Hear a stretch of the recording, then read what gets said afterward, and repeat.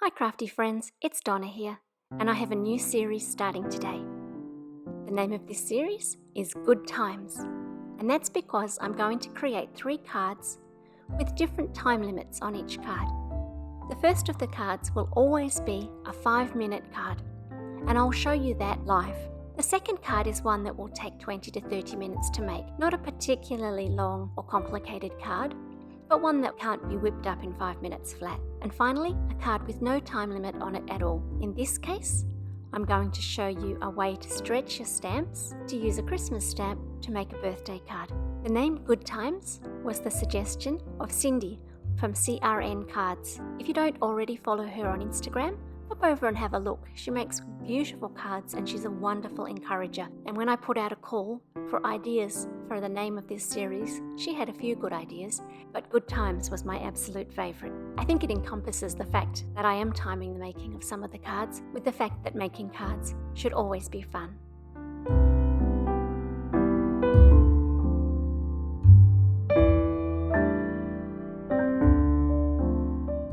The product that I'm using for this video is a small stamp set from Paper Rose Studio called Hanging Ornament.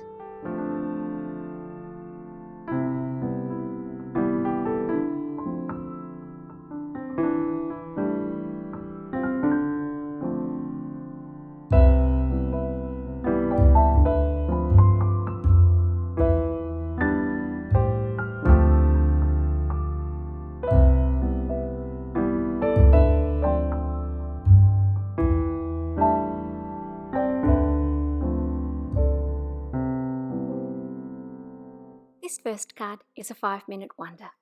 I'm stamping the image in clear ink and heat embossing that with white before masking off the top of the card and then ink blending in a range of blues.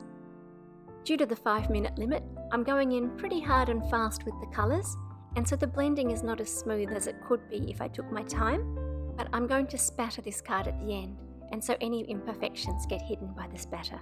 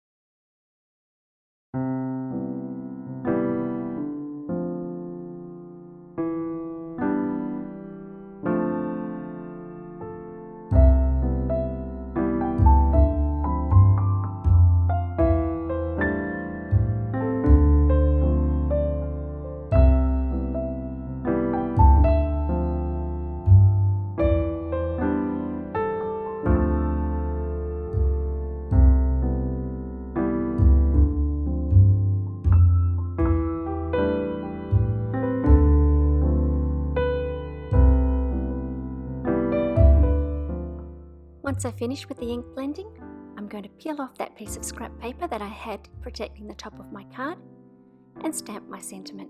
Here at the 4-minute and 18-second mark, things are getting a little bit tight. It's amazing how working in a rush will cause things to go slower, but in the end, I get the sentiment on just in time for the 5 minutes. I have to admit though, the spattering happened just after.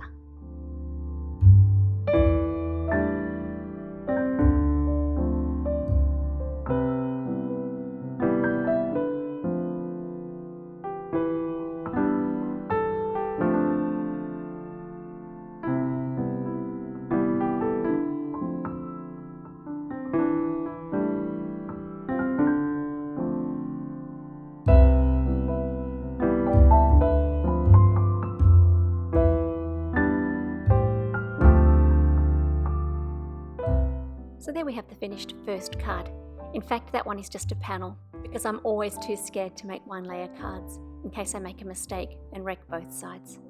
But I'm just going to pop that onto a piece of card base. For the second card, I'm going to do one of my favourite techniques, which is a light layer of watercolour paint on my background and then deeper, darker colours for my main image. This paper is watercolour paper, and I'm just holding the stamp above the panel to see roughly where the different colours should go. I want the baubles to look like they're shining up against a dark sky.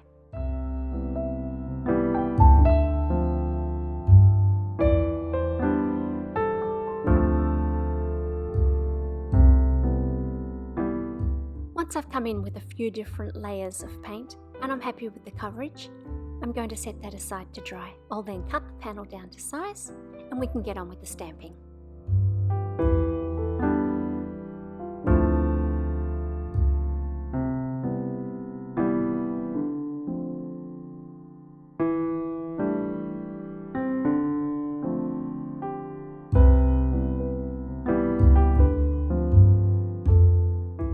Once again, I'm using Versamark Ink. I'm going to use gold embossing powder this time, so I'm really careful to use my little powder bag to make sure that there's no stray oil or water on the panel, because I don't want little gold spots everywhere.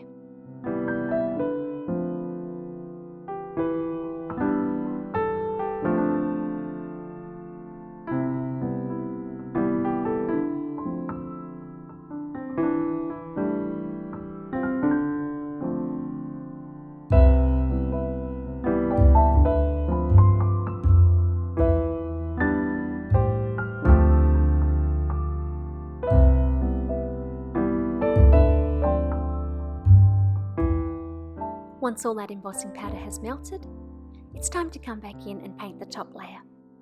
This has been done really simply by putting a little bit of darker colour in one corner of each bauble, then rinsing out my brush and filling in roughly the next third so that I have a medium colour in the middle of each bauble, and then rinsing the brush out again and doing the final third in a very light colour.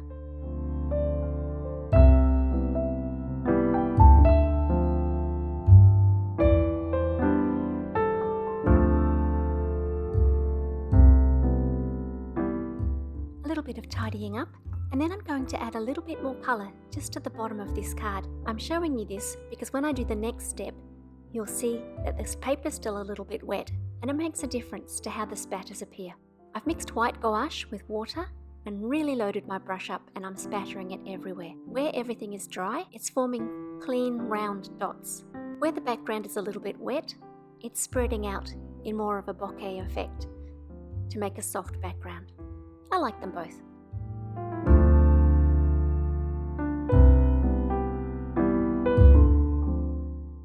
The sentiment for today's card comes from the Crisp Christmas Sentiments set. I have been practicing that for 12 months. Crisp Christmas Sentiment set. Because the sentiment I've chosen is black, I'm going to use a black marker, in this case a Memento Tuxedo black marker, just to run around the outside so that the white core of the cardstock isn't showing. I also mounted my watercolour panel onto a piece of navy cardstock to give it a nice frame before I attached it to the card. And there we have card number 2.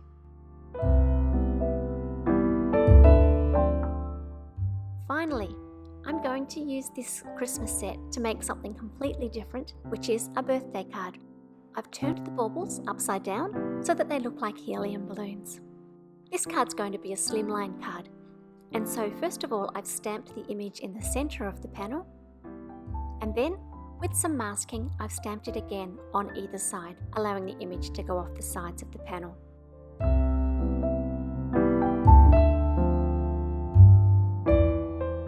There were a couple of tiny bits that were missing when I masked, and so I've just filled them in with a pen. I'm going to show you the colouring of just a couple of these balloons. Now, those of you who've been following me for a while will know that I'm in Australia for about 4 to 5 months, and I've brought a really limited supply of crafting supplies with me. In fact, the markers that you see me using for this card are probably half the markers that I have with me in total.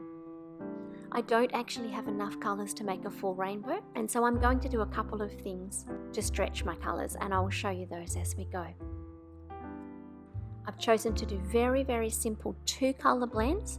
I learnt to do these when I took the online card making classes with Christina Werner and Jennifer Maguire, right back when I very first started card making, and I was really hooked.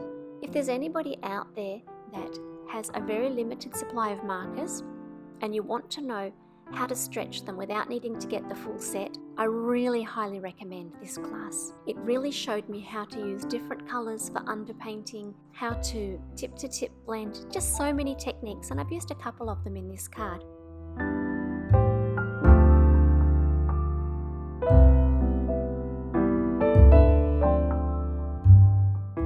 For example, for the peachy coloured balloon, I only had a very dark and a very pale pink with me.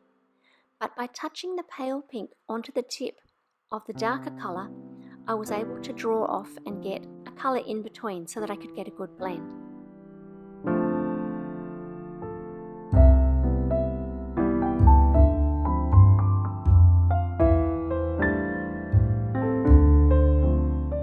As well as that, I'm actually 1 colour short for my rainbow. I feel like the biggest gap that I have in the continuum of colours is between the pink and the blue balloon. And so I'm going to make a balloon in the middle by layering the Copic colours on top of each other. Copic markers are translucent, which means you can see through your marker to the colours underneath. And so by just using the colour on either side of this balloon and mixing them together, I've ended up with a colour that is right between the two. And if you're wondering what colours I've used, I've actually written them all out for you here so that you can pause the video and check the colours. Once I've finished colouring all the balloons, I'm going to add a couple of little highlights. I'm just using a black marker to colour in the base of each balloon.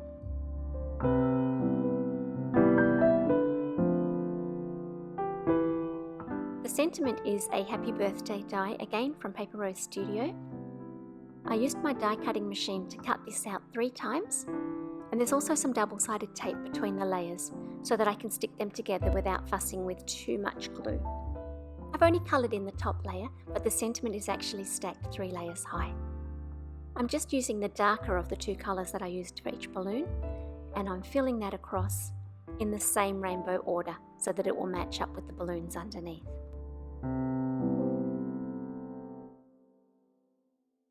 And once I've attached that and mounted it onto a nice happy yellow base, the card is done.